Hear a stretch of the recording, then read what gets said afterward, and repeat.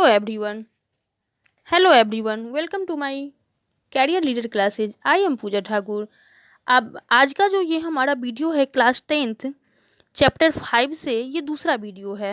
ये चैप्टर का नाम है print culture and the modern world. इसके दूसरे पार्ट का वीडियो लेके हम आए हैं दूसरे टॉपिक पे. यानी कि इससे पहले वाले वीडियो में हम लोगों ने जाना कि प्रिंटिंग की दुनिया कैसी है, प्रिंटिंग की शुरुआत कहाँ से हुई और सबसे पहले प्रिंटिंग किस चीज़ों से हुई, तो हैंड प्रिंटिंग हुई. अब चलिए हम आगे बढ़ते हैं, आगे के वीडियो में आगे का पार्ट कवर करते हैं. जो नेक्स्ट टॉपिक है यूरोप, मतलब print comes to Europe, Europe में प्रिंटिंग कैसे आया, इस चीज़ों के बारे में हम इस वीडियो में जानेंगे. तो चलिए शुरू करते हैं. For centuries, silk and spice from China followed in the Europe through the Silk Route. In the 11th century, Chinese paper reached Europe via the same route. Paper made possible the production of manuscripts carefully written by scribe. Then, in 1295, Marco Polo, a great explorer, returned to Italy after many years of exploration in China. As you read above, China already had the technology of woodblock printing. Marco Polo brought this knowledge back with him. Now, Italian began producing books with wood blocks, and soon the technology spread to other parts of Europe. Luxury edition were still handwritten on very expensive vellum, meant for aristocratic circle and rich monastic libraries, which soft of printed books as cheap bureaucrats, merchant and students in the university town bought the cheaper printed copies. अब देखिए मतलब लंबी समय से चीन में जो है रेशम और मसाले रेशम जो था वो चीज़ किस रूट से आता था, तो यूरोप के रूट से आ रहे थे. और 11th सेंचुरी में चीन में जो है सो पेपर भी उसी रास्ते से वहाँ पहुँचा, यूरोप के रास्ते से ही वहाँ पहुँचा. अब ये पेपर और किताबों की जो ये लिखावटी थी वो जो क्या की गई, मतलब आसानी से क्या की गई, सावधानी पूर्वक क्या की गई, उस पांडुलिपियों जो था उसको क्या किया गया, चोरी कर लिया गया. यानी कि वो देख लिया गया ये कैसे हो रही, कैसे मतलब ये प्रिंटिंग हो रही है.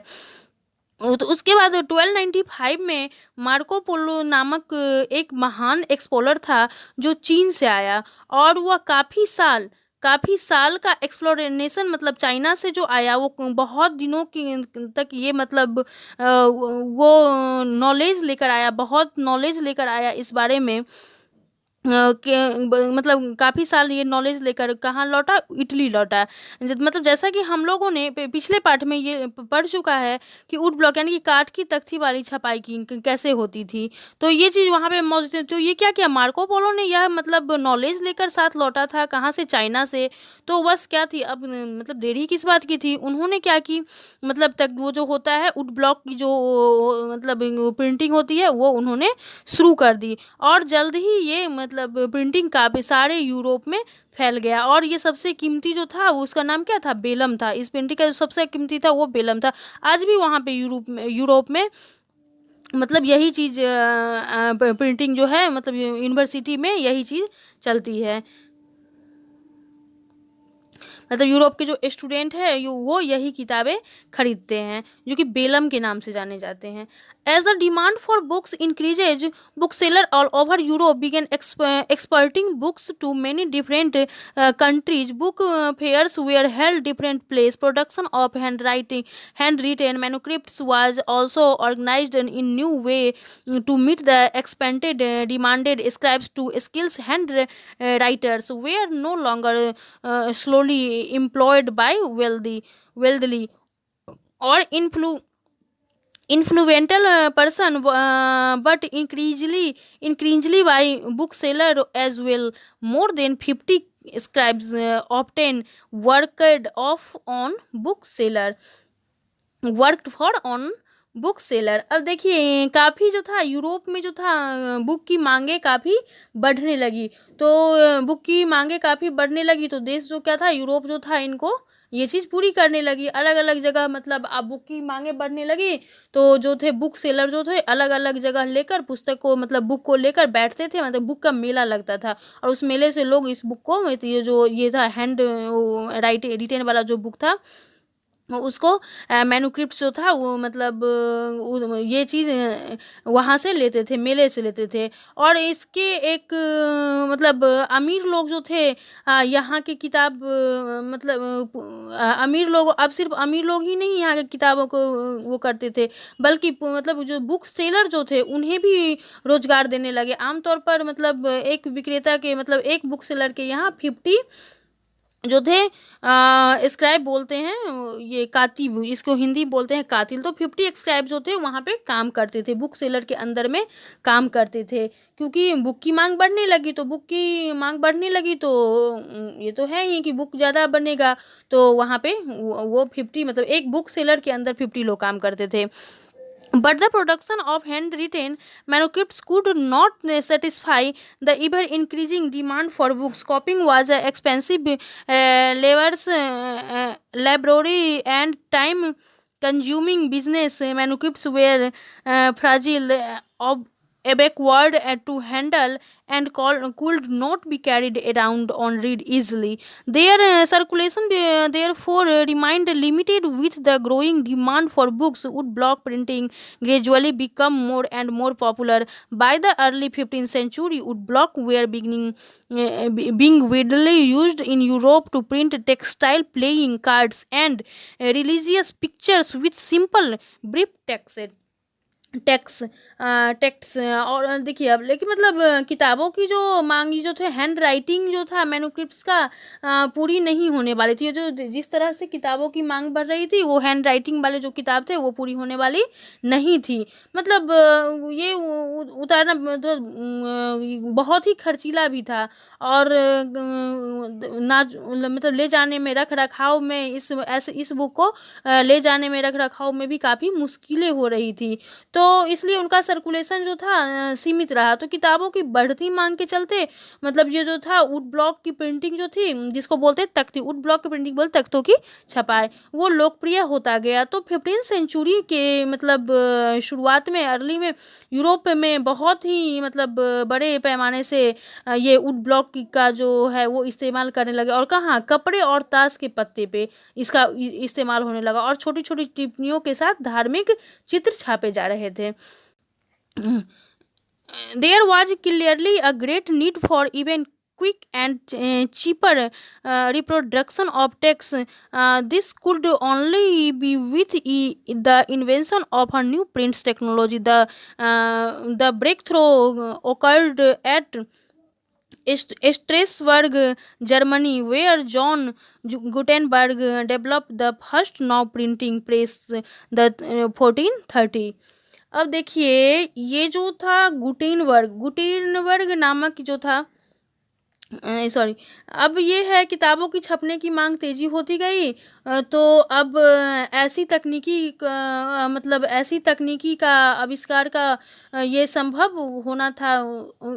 ऐसी तकनीकी 1430 में स्ट्रेसबर्ग गुटेनबर्ग अंततः ये कर दिखाया। अब किताबों की छपाई बढ़ने लगी तो ज़रूरत है, अब टेक्नोलॉजी को लाना तो ज़रूरत ही है। अब ये हाथ से ये छपाई पूरी नहीं होती थी। तो ये गुटेनबर्ग जो थे गुटेनबर्ग की जो ये प्रिंटिंग प्रेस है अब इसके बारे में हम लोग जानेंगे। Gutenberg was the son of merchant and grew up on a large agriculture estate. From the childhood, he had seen wine and olive presses. Subsequently, he learned the art of polishing stones, become a master goldsmith, and also required the expertise to create lead molds used for making trinkets. Drawing on this knowledge, Gutenberg adopted existing technology to design his invention. The olive press provided the model for the printing press, and molds were used for casting the metal types for the letter of the alphabet. By 1448, Gutenberg prepared the system The first book the printed was a Bible. About 180 copies were printed, and it took 3 years of produce them. By the standard of the time, his was fast production. अब देखिए इस Gutenberg के बारे में जानते हैं। Gutenberg के पिता जो थे वो व्यापारी थे, और वो मतलब एक बड़ी खेती वाले मतलब बड़े मतलब ज़मींदार लोग थे।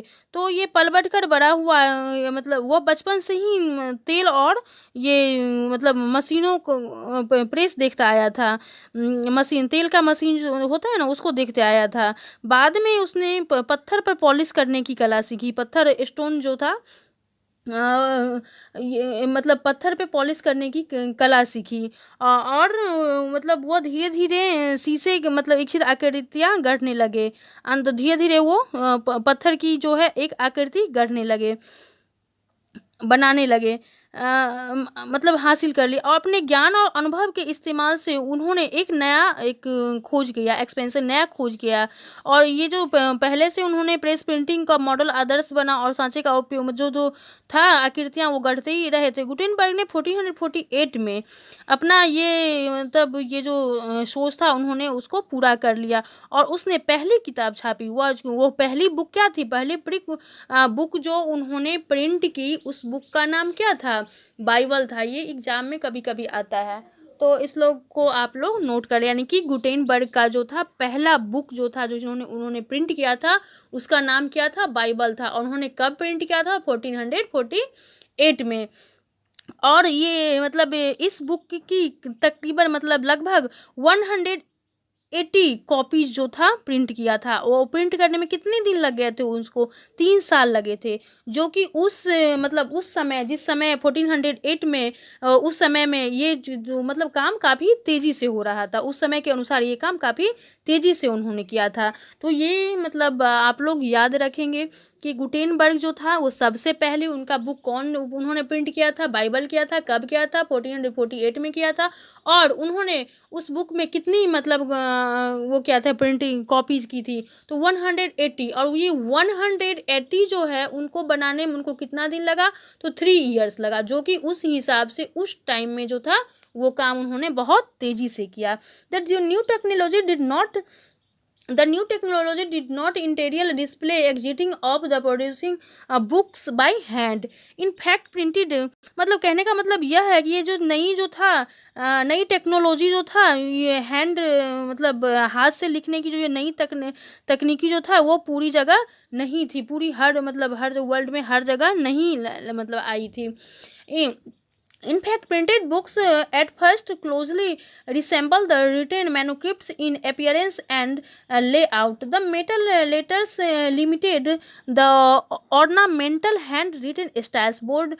Borders were illuminated by hand with foliage and other patterns, and uh, illustrations illustration were painted in the books printed. For the rich space for decoration was kept blank on the printed page. Each purchase could choose the design and decide on the painting school that would do the। अब देखिए, मतलब शुरू में जो था ये जो था मतलब बुक का जो था आकार जो था, ये जो सजावट जो थी, ये जो मतलब हस्तलिखित जो हैंड राइटिंग जो थी, मैनुक्रिप्ट्स हैंड की जो मैनुक्रिप्ट्स जैसी दिखाई पड़ती थी, वो अक्षर हाथ की मतलब सजावटी जैसी अनुकरण करते थे। यानी कि फूल पत्तियों का डिजाइन बनाया जाता था। चित्र में अक्सर पेंट किए जाते थे। अमीरों के लिए बनाई किताबों में छपे पन्ने पर जगह जगह बेल बूटों मतलब मतलब तरीकों से मतलब सजाई जाती थी, मतलब प्रिंटिंग को सजाई जाती थी। और इसके लिए क्या करते थे तब ये लोग, मतलब बुक के खरीदने वाले ये लोग ज़्यादा इंटरेस्ट लेते थे। और मतलब कर छोड़, और ये जगह जगह बेल बूटे खाली। देखिए, अब रिच लोगों के लिए ये था ना, अब मोनार्की के बारे में तो हम लोग जान ही चुके हैं, पढ़ ही चुके हैं। तो उन लोगों के बारे में थे ना, जो ये था ना, जो वो लोग अपने मन से उन लोगों के लिए जगह छोड़ दिया जाता था, ताकि वो लोग अपने हिसाब से वहाँ पे प्रिंटिंग करवाएंगे। करीब लगभग in the 100 years between 1450 and 1550 printing presses were set up most centuries of countries of Europe printers from Germany travel to the other countries seeking work and helping start new presses. As the number of printing presses grew, book production boomed. The second half of the 15th century saw 20 million copies of printed books flooding the market in Europe. The number went up in the 16th century to about 200 million copies. This shift from hand printing to mechanical printing led to the print revolution. अब देखिए करीब मतलब लगभग 100 century 1450 से लेकर 1550 तक Europe में ज़्यादातर मतलब ये जो था प्रिंटिंग जो था प्रेस जो था वो लग गया था, प्रिंटिंग का जो मशीन था वो लग गया था। जर्मनी में भी प्रिंटिंग जर्मनी के प्रिंटर या दूसरे देश में भी ये मतलब प्रिंटिंग का टेक्नोलॉजी लाया गया और इसकी मतलब प्रिंटिंग में काफ़ी वृद्धि हुई। साथ साथ जो था बुक का भी ज़्यादा उत्पादन हुआ, बुक के में भी बढ़ोतरी हुई। 15 सेंचुरी में दूसरे हिस्से में मतलब यूरोप के दूसरे हिस्सों के में बाद मतलब 2 मिलियन जो था वो बुक आई। यह संख्या मतलब 16 सेंचुरी में 2 मिलियन से बढ़कर 200 मिलियन हो गई साथ ही मतलब हैंड राइटिंग जो था वो मतलब वो मुद्दे काफ़ी संभव हुई। काफ़ी 16 सेंचुरी में ये जो था ये हैंड राइटिंग का जो कॉपी जो था बढ़कर 200 मिलियंस हो गई थी। ओके, अब हम दूसरे टॉपिक में हम लोग डिस्कस करेंगे।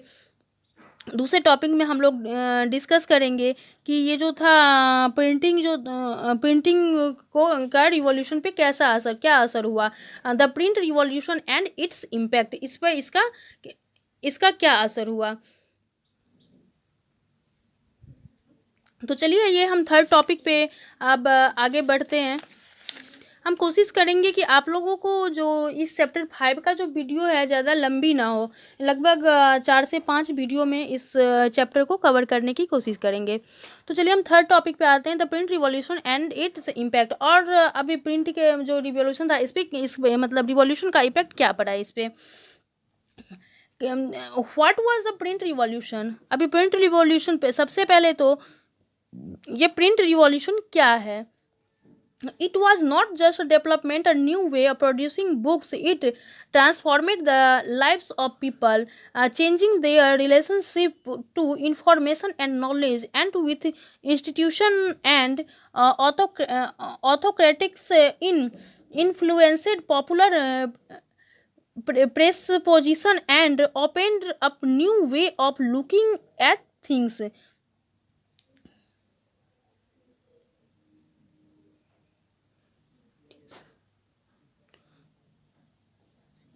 अब देखिए ये जो था मतलब रिवॉल्यूशन क्या है, मतलब प्रिंट रिवॉल्यूशन क्या है। तो ये जो टेक्नोलॉजी का जो था ये आविष्कार मतलब लगभग क्या था, एक नाटकीय तरफ से नाटकीय के मतलब बदलाव हुआ। बुक के उत्पादन में के तरीकों में लोगों की ज़िंदगी बदल दी। इसके बदौलत मतलब ये जो नोटिस था, ये मतलब नॉलेज था, ये जो मतलब इस सब का वो आलोचना मतलब बढ़ती गई और ये बदला चीज़ों को देखने की मतलब ये नज़रिया ही लोगों में चेंज हो गई।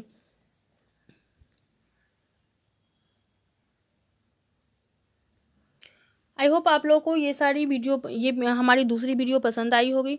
तो प्लीज़ इस वीडियो को लाइक करना एंड चैनल को सब्सक्राइब करना और हमारे पिछले जितने भी वीडियो हैं वो डिस्क्रिप्शन में ये लिंक दे दिया जाएगा, तो प्लीज़ आप वहाँ जाके मेरी पिछली सारी वीडियो देख सकते हैं। Okay, bye bye.